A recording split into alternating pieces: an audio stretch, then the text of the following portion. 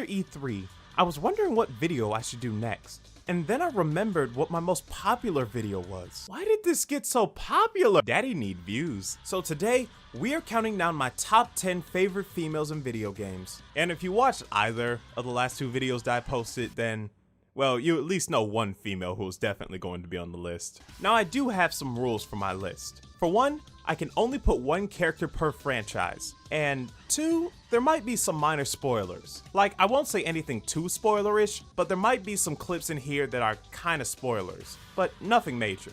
And remember, this is my list. These are just my personal favorite characters. I have not played every game that you have played. Matter of fact, just to get this out of the way, I have not played Metroid, I have not played Mass Effect, and I have not played The Legend of Zelda. And I know there are a bunch of other games with great female characters, but I might have not played them. So please don't get butthurt if a character that you like isn't on the list. They might not be on the list because, one, I might not have played the game, or two, I just don't like them. Yeah, that's right, I'm looking at you, Peach. But anyway, let's begin.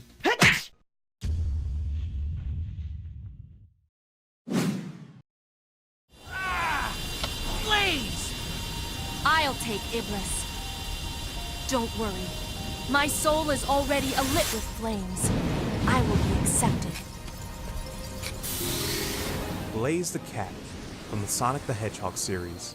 I love the Sonic the Hedgehog series, and I love a vast amount of characters from the series, but I've never really been fond of any of the female characters. I think Amy's annoying, I think Rouge is too slutty, I think Cream is too nice, and even if we're talking about the cartoons, I never really cared about Bunny, and Sally was okay.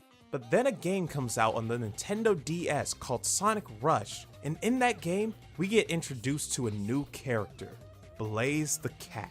Blaze is from a different dimension than Sonic's, and in her dimension, she is basically her world Sonic. And they could have easily just made her a Sonic copycat, literally since, well, she's a cat. But not only is her character so different than Sonic, but to be honest, I actually like her more than Sonic. Unlike Sonic, she comes from royalty and is the Flame Princess, which is why she has all of these fire abilities. And where Sonic is more cheerful and arrogant, Blaze is more calm and prideful. And it's funny because at the time, I was mad that she was only in Sonic Rush because I wanted her so badly for her to be in the main games. But then a month later, I play Sonic 06, and the moment I see her, I freak out. I'm like, yes! Yes, she's canon! She's a part of the main series, yes! And not only was she one of the best things that came out of Sonic 06, but she was literally the best character to play as in Sonic 06. Like, her moves are basically a 3D version of how she played in Sonic Rush, and I actually had more fun playing her than any other character.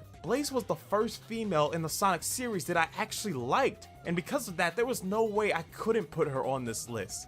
She's like Saber from Fate Zero if she became a cat.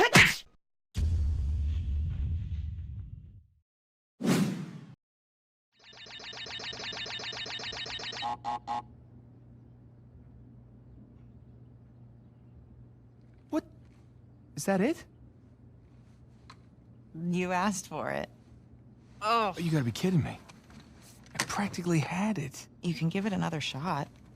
Come on, double or nothing. My car could really use a good cleaning. Really? You gonna start the smack talk There's now? this mode called easy mode. I just ELENA switch Fisher from the Uncharted series. This one was hard. Because at first, Chloe was 100% going to take this spot. She was sassy, she was badass, and I'm a sucker for girls with accents. But then, as I replayed the Uncharted games, I don't know what happened, but my entire thought process changed. But I think the definitive answer for why I picked ELENA over Chloe was, well, because of her chemistry with Nathan Drake. I guess I didn't realize this the first time I played, but they worked so well off each other, especially in the fourth game. If the fourth game didn't happen and almost make me tear up in the end, then Chloe would have 100% been on this spot. But I have to give it to ELENA. And it's funny because in the first Uncharted, I thought I wasn't going to like her at all. Seeing that she was a journalist, I automatically thought she was going to be like Lois Lane. But instead, we get a well-developed, kick-ass character who can actually hold her own. But how is she able to do most of the things Drake can do though? This was never explained. Do you like learn this in journalist school? But at the end of the day, ELENA is a great character, and if anyone can take Chloe off this list, I'm glad it's her, but that doesn't mean I can't regret not putting Chloe here. You're gonna miss this ass.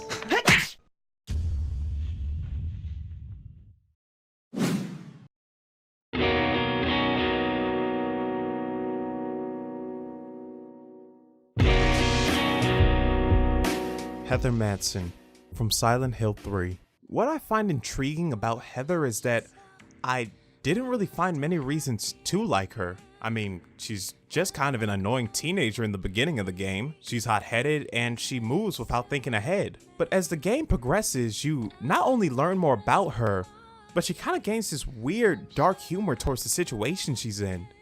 Is it really over? Not yet. You're still alive.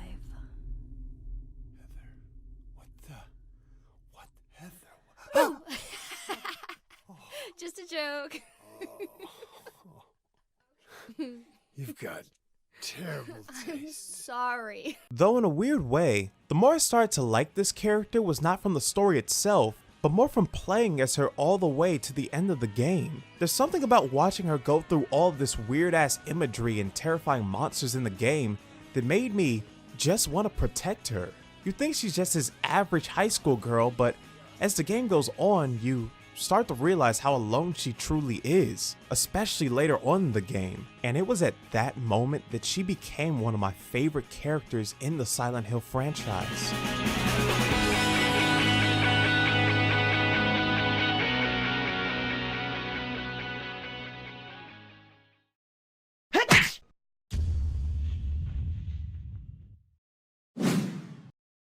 But now the truth feels further away than ever. I still have so many questions. Lara Croft from the Tomb Raider series.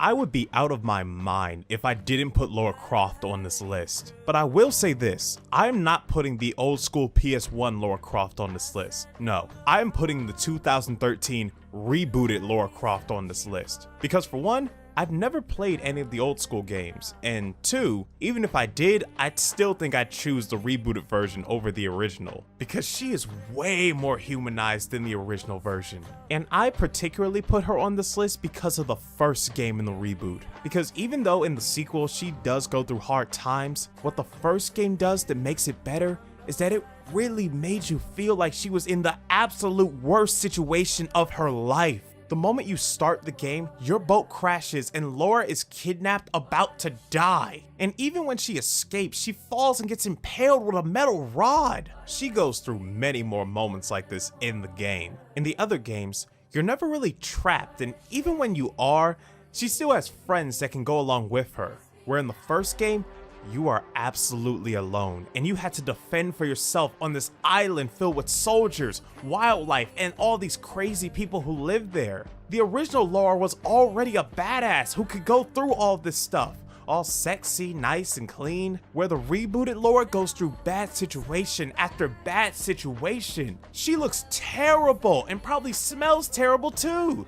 I'm pretty sure she pissed herself a few times. It makes you empathize with her more as you witness the pain she goes through, and it makes you realize how she became the badass she is today. It's like Leon Kennedy from Resident Evil 2. His first day as a police officer was this,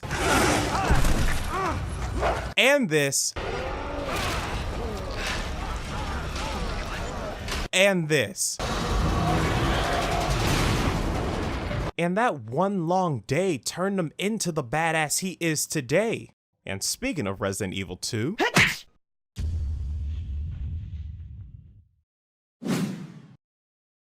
Considering that you will never be leaving this country again, I would say it is in your best interest to stay on my good side. Ada Wong from the Resident Evil series. Very funny. There's just something about the mystique of Ada Wong that resonated with me more than Jill or Claire. She's just so elegant, and the way that she can handle any terrifying situation is insane. With other characters, when you get into a bad situation, you feel in danger and the pressure can get to you. But with Ada, you never really feel in danger. because she always has such a calm and collective head about things. She never breaks under pressure and can always find a way to get herself out of situation after situation. And to this day, we still don't know much about Ada. And I hear that that's not even her real name. Obviously, we know she's a private agent and one of the most skillful fighters in the series, who is also working for Wesker, aka the main antagonist of the series. And I feel like Wesker doesn't even like her. He only keeps hiring her because she's the only one capable of getting the job done. And just like Elena and Drake, I love the chemistry between her and Leon Kennedy. On one side, you have this one-man army trying to stop all these outbreaks. And on the other side, you have this girl you're in love with working for the guy who's causing all these outbreaks. Yeah, that is going to be one awkward wedding. Especially if you bring Chris along. I lost all my men because of her! But I think that's why Leon likes her though. He kind of gets a kick out of their rivalry.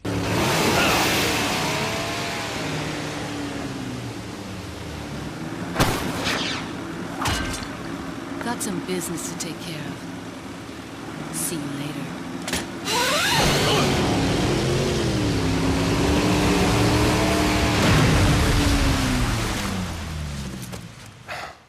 Women.